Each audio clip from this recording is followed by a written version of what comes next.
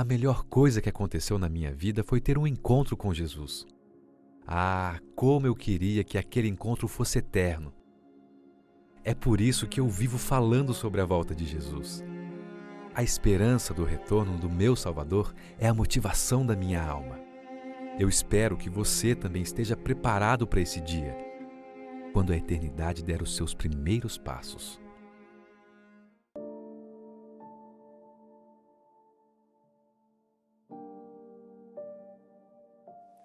Na primeira carta aos Tessalonicenses, capítulo 4, versos 13 a 18, o apóstolo Paulo diz: Não queremos, porém, irmãos, que sejais ignorantes com respeito aos que dormem, para não vos entristecerdes como os demais que não têm esperança.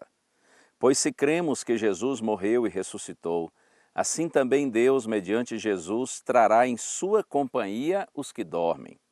Ora, ainda vos declaramos por palavra do Senhor isto: nós, os vivos, os que ficarmos até a vinda do Senhor, de modo algum precederemos os que dormem.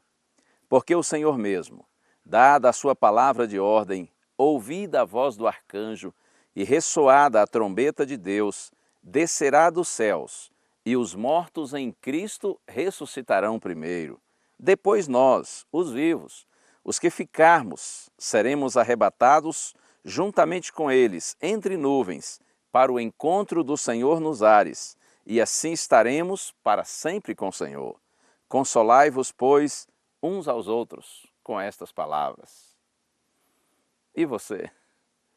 Você acredita que Jesus um dia voltará a essa terra, virá a segunda vez a este mundo?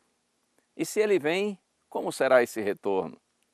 Será discreto, invisível, imperceptível, ou Jesus vem de maneira gloriosa e totalmente visível? O apóstolo Paulo, ele amava pensar, escrever e pregar sobre esse tema. Paulo tinha total convicção de que Cristo vem e vem de maneira grandiosa. Quando escreveu, inclusive, esta carta aos Tessalonicenses, Paulo imaginava a possibilidade de Cristo retornar ainda nos seus dias. Esse é um texto fabuloso. Esse é um texto que tem trazido esperança aos filhinhos de Deus ao longo de todos os séculos da era cristã. Ele começa o texto que nós lemos dizendo que nós não devemos ser ignorantes em relação aos que dormem. Ou seja, nós precisamos entender que aqueles que já morreram, o dormir aqui é apenas uma expressão branda, é apenas um eufemismo que muitas vezes os autores bíblicos usam para se referirem àqueles que já morreram, pelo fato de estarem inconscientes. A morte é um estado, segundo a Bíblia, de completa inconsciência, como eu já lhe disse. Mas Paulo diz que aqueles que já dormiram, que já faleceram, nós não precisamos ficar desesperados em relação a esses nossos queridos. Porque se nós cremos que Jesus morreu e ressuscitou, assim também, diz Paulo, aqueles que morreram em Cristo, com Cristo ressuscitarão. Morrem em Cristo todos os que vivem com Cristo. E segundo a promessa do Senhor, esses seus filhinhos todos um dia, quando Cristo voltar em glória e majestade para buscar a sua igreja, antes mesmo dos justos vivos serem transformados, os que morreram em Cristo serão ressuscitados. E aí, conforme está escrito aqui, nós nos uniremos a eles e juntos subiremos para o encontro com o Senhor nos ares. E então nós estaremos para sempre com o Senhor. Creia nessas palavras, mas olha um detalhe muito significativo, que você e eu precisamos entender. A segunda vinda de Cristo será visível. Conforme está escrito aqui, totalmente audível e gloriosa. A segunda vinda de Cristo a essa terra será o maior e mais extraordinário evento de toda a história. Essa é a nossa bendita esperança. Preciso lhe advertir quanto a uma doutrina não bíblica, chamada de arrebatamento secreto. Esse ensino se popularizou no século XX, no meio evangélico, a partir de uma série intitulada Deixados para Trás, de Tim LaHaye e Jerry Jenkins. Esse ensino afirma que o arrebatamento da igreja será de forma secreta, de forma invisível. Porém, não é isso que a Bíblia ensina. Um dos textos usados pelos que creem dessa forma incorreta é exatamente uma interpretação precipitada do texto de Jesus no sermão profético em Mateus capítulo 24, quando Jesus diz que no momento do seu retorno, um será tomado ou levado e outro será deixado. Mas se você estuda esse texto com um pouco mais de carinho, de cuidado, de atenção, você vai compreender que a ênfase de Cristo não está no fato de que seu retorno e o consequente arrebatamento da igreja será de forma secreta, mas sim que ele vem de surpresa para aqueles naturalmente que não se prepararam, para aqueles que não vigiaram. Acredite, a segunda vinda de Cristo não será nada místico, espiritual, irreal. A segunda vinda de Cristo será pessoal, literal, totalmente visível, glorioso e audível. Este evento, o maior evento de todos os tempos. Isto está, inclusive, em toda a Bíblia. O próprio Jesus disse, também no sermão profético de Mateus 24, assim como o relâmpago sai do Oriente e se mostra até o Ocidente, assim será a vinda do Filho do Homem.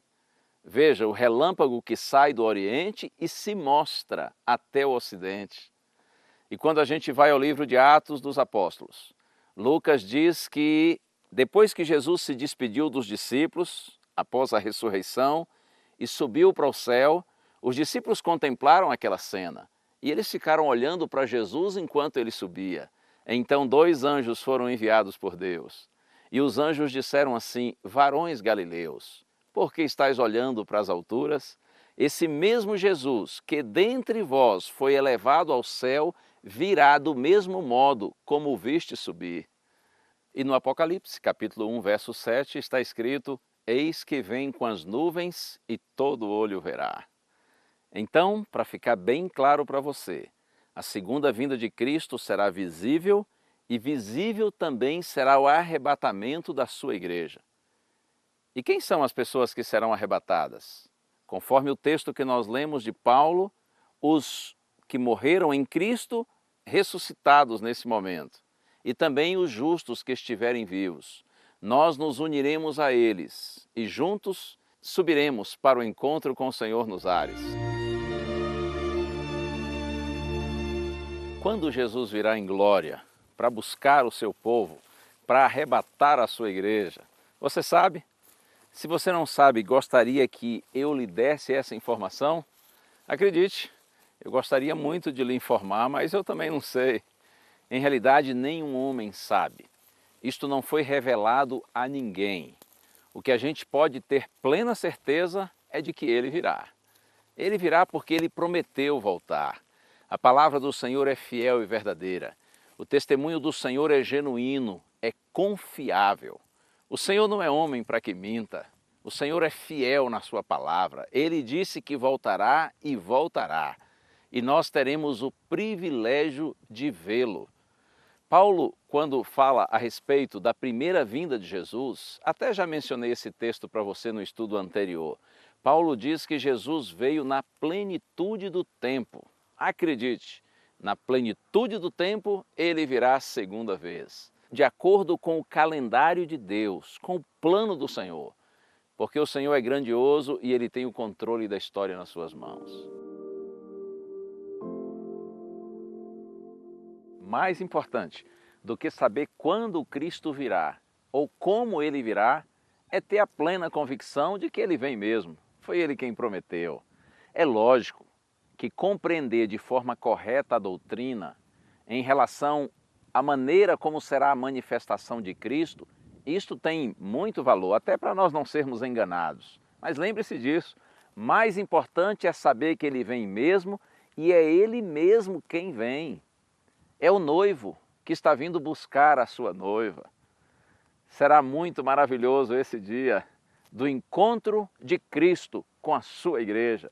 E pela graça do Senhor, você e eu estaremos lá, entre aqueles que creram que se prepararam e por isso receberão o Senhor Jesus Cristo com muita alegria. Eu penso que será um dia de profunda tristeza para todos aqueles, é claro, que não forem chamados por Cristo para a eternidade. Porém, a tristeza maior ainda será para aqueles que talvez até conheçam a doutrina, conheçam de forma correta, porém não se prepararam, porque conheceram a doutrina, mas não conheceram Cristo. Ele está vindo, o noivo está vindo buscar sua noiva, você conhece o noivo. Imagine, na hora da volta de Jesus, ele olhar para você ou para mim e dizer assim: afaste-se de mim porque eu não lhe conheço. Não. Tomara que isso não aconteça com você, nem comigo, nem com nenhum de nós. Pelo contrário, quando o Senhor retornar em glória e majestade, nós seremos chamados por Ele e nós estaremos juntos para sempre com o Senhor. Eu penso no dia, quando a eternidade começar. Como será lindo, hein?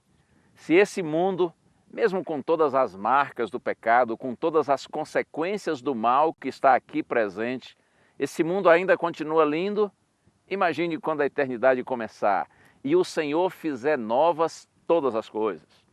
Por isso que eu quero convidar você para ser um adventista, ou seja, aguardar o advento de Cristo, aguardar o retorno do Senhor Jesus Cristo, porque aquele que vem, virá e não tardará. Falta pouco tempo, é só um pouquinho mais, e nosso Senhor se manifestará. Como diz o profeta Malaquias, para vós que temeis o meu nome, nascerá o sol da justiça, trazendo salvação nas suas asas. Ele já está vindo. Já posso ouvir os passos de um Deus que se aproxima. Ele está vindo para buscar a sua igreja. Prepare-se, estude a palavra de Deus, ore com sinceridade ao Senhor, una-se à igreja de Deus, ao povo de Deus, e pela graça do Senhor, quando Ele se manifestar, nós estaremos lá entre aqueles que abrirão os braços e dirão: Senhor, Tu és o Deus a quem nós esperávamos. E o Senhor nos dirá: ok, vinde benditos do meu Pai. Estaremos juntos sim, para sempre com o Senhor.